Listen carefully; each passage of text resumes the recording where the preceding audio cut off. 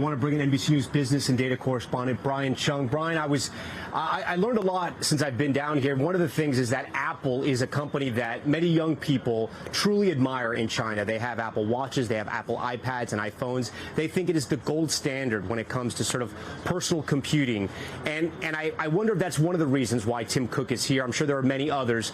But with Tim Cook and Elon Musk, it's clear the president wanted to bring people that not only are successful in their disciplines of business, but also people that the Chinese people know and respect. Yeah, and Tom, you put it quite plainly and I think appropriately in saying that bringing all of these major CEOs to China is in and of itself a posturing from the United States that we want to walk out of here with a deal and look no further than the types of industries that are represented by those that were on the steps of the Renmin Dahuitang, which is the Mandarin, the English version is the Great Hall of the People. There were the images of that American delegation on the steps. And of course, in that first front row were all of the cabinet members. But on the second row, you did see some of those CEOs.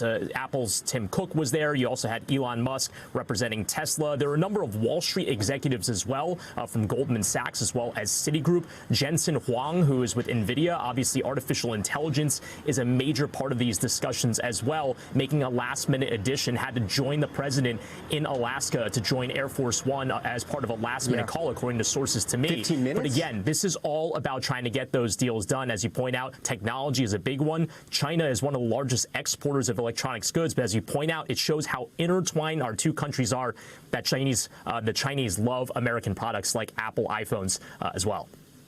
We thank you for watching, and remember, stay updated on breaking news and top stories on the NBC News app or watch live on our YouTube channel.